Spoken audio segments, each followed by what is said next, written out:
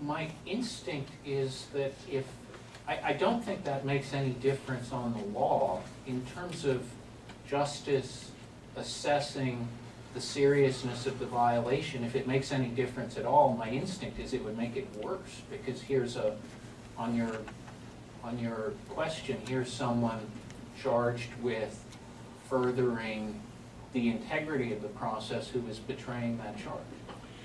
In this particular case, DOJ decided not to pursue the case any further, indeed dismissed the charges after there was a default entered.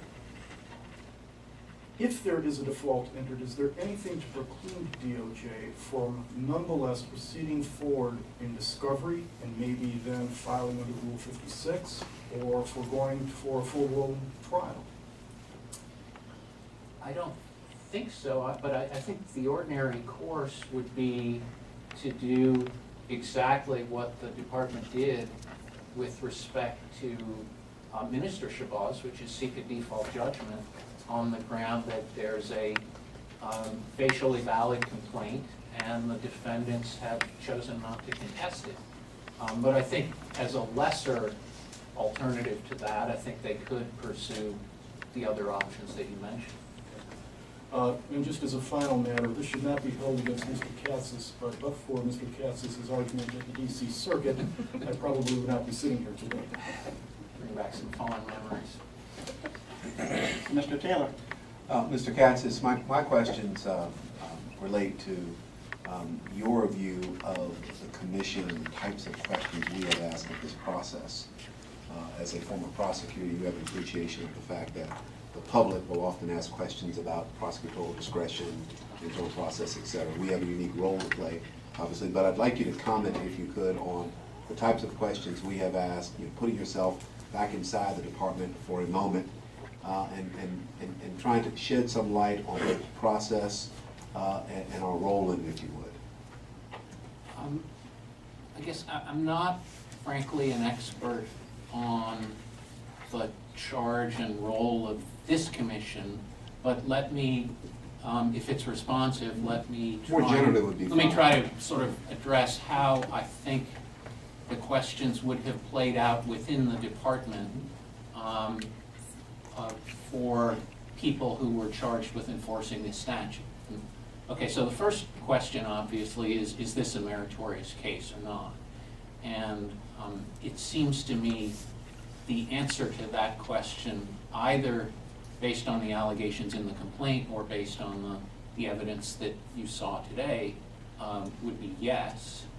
And then the question would be, well, is there some discretionary reason not to bring this case? I would think the answer to that question would be no. This seems like a fairly clear case of intimidation.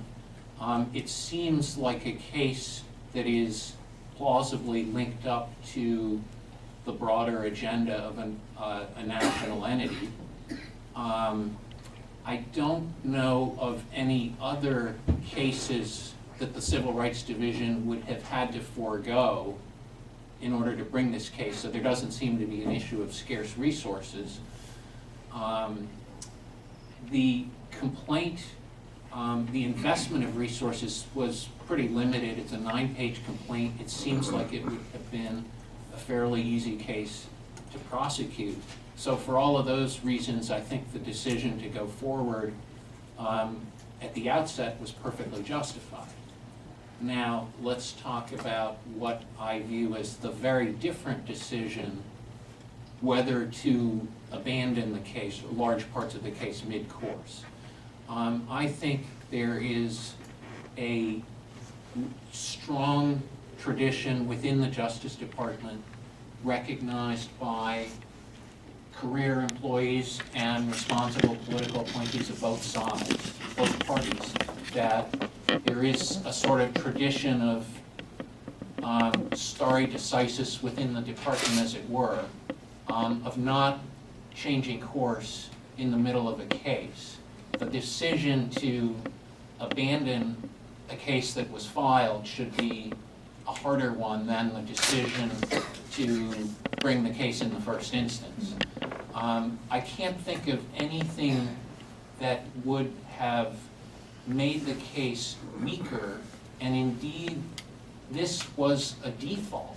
So it's not a situation where the government brings a claim in good faith and then the litigation goes badly and the position erodes and they abandon a claim for that reason. I would think the case for the government was no weaker when they abandoned it, where the only intervening event was a default of the defendants, than it was at the outset of the case.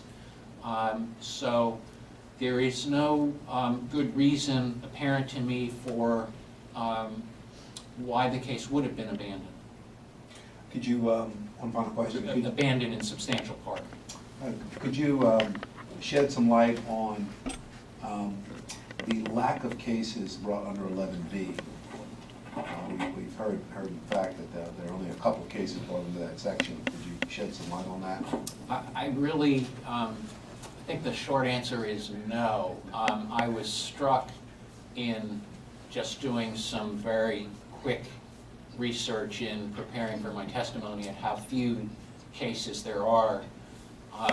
I would think that the absence of a lot of prior enforcement, if it affected this decision one way or the other, would have cut in favor of enforcing, because the voter intimidation is presumably a serious concern of the department, and here was a pretty clear case of it that's caught on videotape. I would think this is a pretty good case where you would want to ramp up enforcement. Thank you. Commissioner Yaki? Thank you. I'm getting the hang of this round by round thing. I'll only ask one question, and then I'll just keep on going through the rounds. You said that this would, just based on your thinking of this would not have been an issue of scarce resources. This was relatively easy to deal with, and why would you ever abandon course? You were at the Justice Department for a long time, 8 years approximately, correct? Yeah.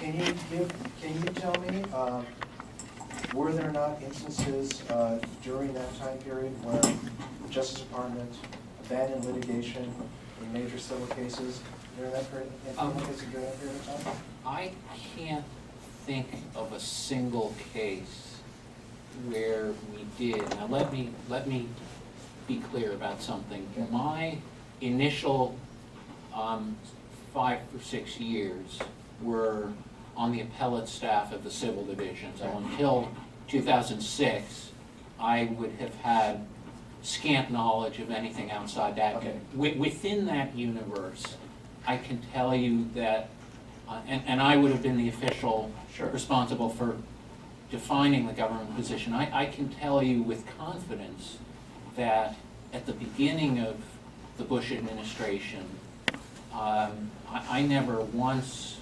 reversed a position in a pending case taken by the prior administration. But you were in the appellate division, correct? Correct. Because the reason I ask is that I seem to recall on more than one occasion that there were pending investigations, pending many sort of ongoing proceedings in which the Bush administration did reverse course from the Clinton administration. Now, I think at the appellate level, everything's kind of cooked. I would agree at that point. But in the ground war litigation phase, I do seem to recall that. And that's actually more applicable, what you say, than what you're talking about the appellate level.